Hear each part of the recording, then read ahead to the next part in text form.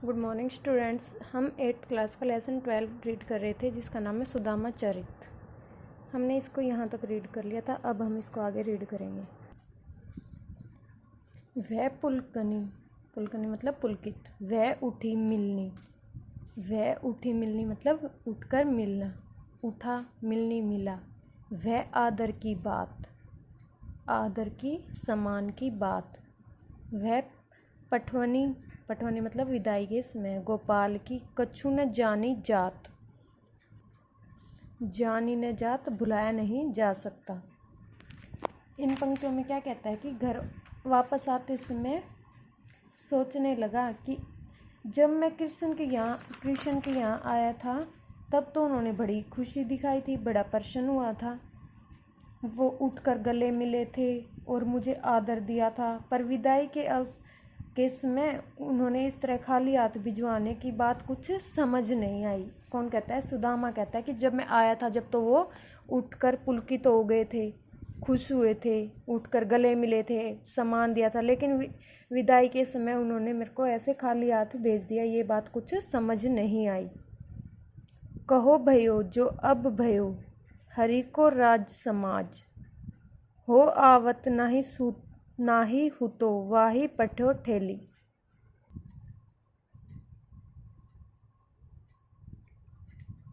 आवत आता है, नाही नहीं, हुतो होता है, वाही उसने, पठो भेज दिया, ठेली खाली हाथ। इनमें क्या कहता है इन पंक्तियों में कि सुदामा उसके बचपन का समय याद करते हुए कहते हैं, सोचते हुए कहते हैं कि वह वही कृष्ण है जो इन पंक्तियों में कहते हैं कि ये कृष्ण के खाली हाथ भेज देने की बात समझ नहीं आ रही कि उसने उसको खाली कैसे भेज दिया। और फिर वो उसके बचपन की बात याद कर सोचते हुए बचपन की बात को सोचते हैं कि घर घर कर ओढ़त फिरे, तनक दही के काज। अब कही हो समुझाए के, बहु धन धरोस केली। कर ओढ़त मतलब कि हाथ फैलाता फिरता था। तनक थोड़ा सा,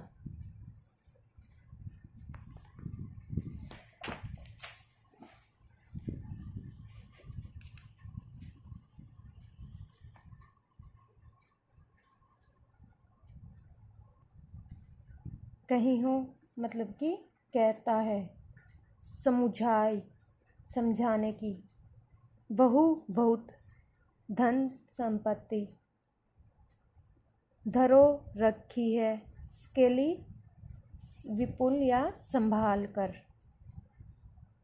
वो उसके बचपन की बात को याद करके स्मरण करके सोचता है कि वह वही कृष्ण है जो थोड़े से दही के लिए, दही मांगने के लिए घर घर हाथ फैलाता फिरता था।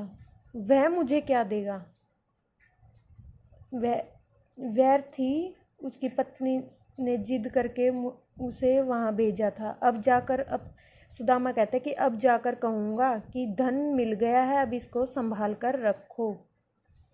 सुदामा बोलता है कि कृष्ण मुझे क्या देगा, वो तो थोड़े से दही के लिए ही घर घर हाथ फैलाता था। उसकी पत्नी के जिद करने पर सुदामा कृष्ण के यहाँ गया था। अब सुदामा कहता है कि मैं अपनी पत्नी को जाकर बोलूँगा कि बहुत धन मिल गया है, अब इसको संभाल कर रखो।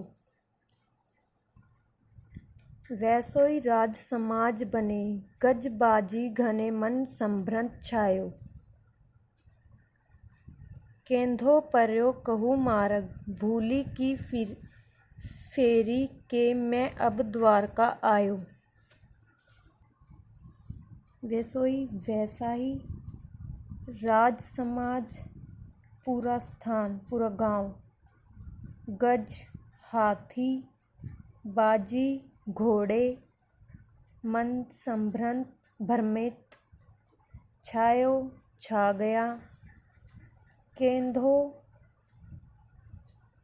अथवा पर्यो पड़ गया है, कहूँ किसी मार्ग रास्ता भूली भूल से, फेरी फिर दोबारा से, कि मैं अब द्वारका आ गया।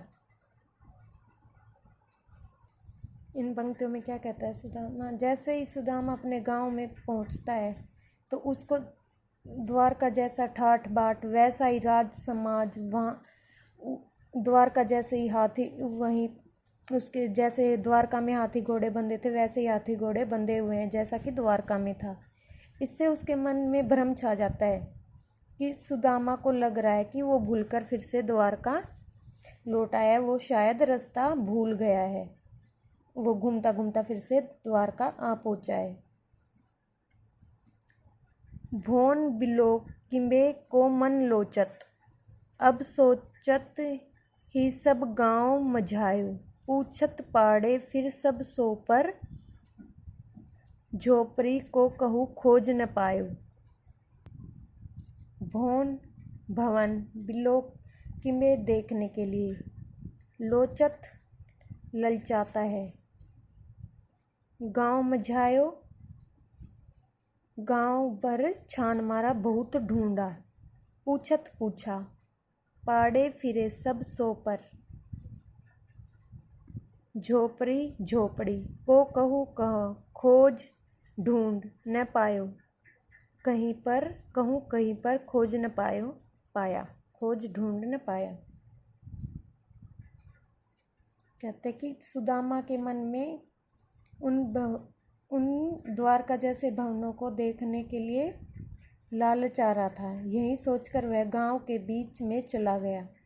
वहां जाकर सुदामा ने सभी से पूछा पर वे अपनी झोपड़ी को कहीं पर खोज न पाया। उसने अपनी झोपड़ी को कहीं भी नहीं खोज पाया, उसे अपनी झोपड़ी वहाँ कहीं भी नहीं मिली। के वह टूटी सी छानी हती, कह कंचन के अब धाम सुहावत, के पग में पन्ही न होती, कह ले गजराजहू ठाडे महावत। के कहाँ छानी झोपड़ी, हती होती है, कह कहाँ कंचन सोने, धाम भवन, के कहाँ पग पाँव, पन्ही जूतियाँ, राजहू हाथियों के लिए, ठाड़े खड़े, महावत हाथी की सवारी करते हैं जो सवारी करवाने वाला। इन पंक्तियों में क्या कहता है कि कहाँ तो सुदामा के पैर के पास टूटी फूटी झोपड़ी थी और कहाँ अब स्वर्ण सोने के महल है सुशोभित हो रहे हैं। पहले तो सुदामा के पैरों में जूतियां तक नहीं थी और अब उनके महल के द्वार पर महावत के साथ हाथी खड़े हुए हैं, जो हाथियों की सवारी करवाते हैं वो खड़े हुए हैं। भूमि कठोर पे रात कटे, कह कोमल सेज पे नींद न आवत, के जुरतो नहीं कोदो सवा, प्रभु के प्रताप ते दाख न भावत। भूमि धरती, कठोर सख्त, पे पर, कटे कटती है, जुड़तो मिलना या प्राप्त होना।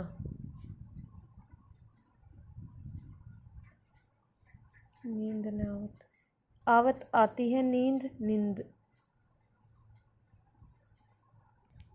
जुड़तो मिलना नहीं नाही, कोदो मोटा, सवा अनाज, प्रताप कृपा, दाख किसमिस को बोलते हैं, भावत भाती है। इन पंक्तियों में क्या कहता है कि पहले तो उन्हें कठोर धरती पर रात काटनी पड़ती थी और अब कोमल सेज पर उन्हें नींद नहीं आती। नींद न आवत, उन्हें कोमल सेज पर नींद नहीं आती। कहाँ तो पहले वह खाने के लिए मोटे किस्म के अनाज भी उपलब्ध नहीं होता था। पहले तो उन्हें ज़रूरत का अनाज भी प्राप्त नहीं होता था।